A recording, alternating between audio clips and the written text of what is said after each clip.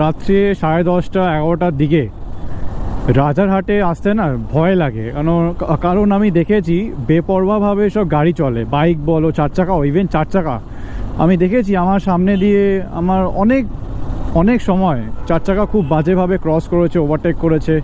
মানে কেউ যদি একটু সামনে চলে আসে বা কোনো বাইক যদি চলে আসে না, ও মেরে বেরিয়ে যাবে। তো রাত্রিবেলা রাজারহাটের রাস্তাকে আমি ট্রাস্ট করতে পারি না, কিন্তু কালকে রাইড, তাই আমি এই সময় এখান দিয়ে যাচ্ছি।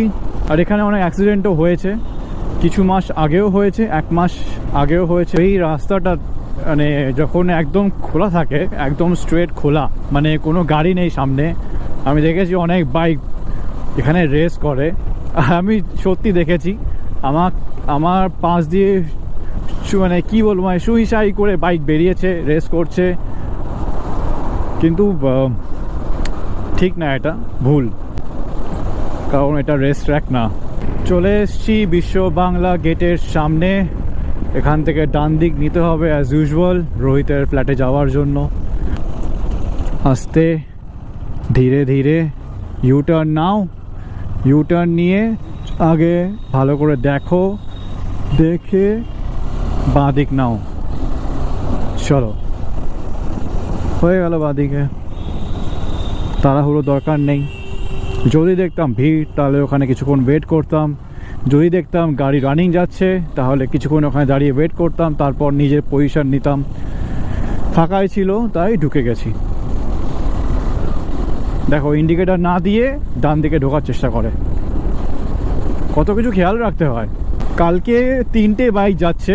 একটা হচ্ছে KTM 390 অ্যাডভেঞ্চার, যেটা আমার, আর একটা হচ্ছে মেটিওর 350, রয়্যাল এনফিল্ড মেটিওর 350 ট্র্যাম্পের একটা বাইক যাচ্ছে। কী বাইক সেটা আমার জানা হয়নি এখনও। ও সে হচ্ছে রোহিতের ফ্রেন্ড, আই থিঙ্ক অফিসের কলিগ, তো সেও যাচ্ছে। তো কালকে 3 জন যাচ্ছি আমরা ঘাটশিলাতে। অনেক দিন কেন, রাইডে তো মাঝে মাঝে যাচ্ছি, হাইওয়েতে উঠছি, কিন্তু কিছুদিন আবার না গেলে ফিল হয় যে যাইনি কতদিন, ভাল লাগছে না, সেটাই। চলো, গ্রিন সিগন্যাল দিয়েছে। চলে এসছি রোহিতের ফ্ল্যাটে, এই যে দাঁড়িয়ে আছে ওর মেটিওর এখানে। চলো গাড়ি পার্ক করি, পার্ক করে ঢুকে যাই। ই বাবা, ওর সাইলেন্সার ফেটে গেছে, রাস্ট পরে ফেটে গেছে। কি অবস্থা রয়্যাল এনফিল্ডের, কখনো দেখিনি এরকম। আমি শুনেছি যে মেটিওরের যে সাইলেন্সারটা আছে না, ওটা রাস্ট পরে নষ্ট হয়ে যাচ্ছে, কিন্তু আজকে দেখলাম এটা। আমার আজ অবধি কোনো বাইক এরকম হয়নি।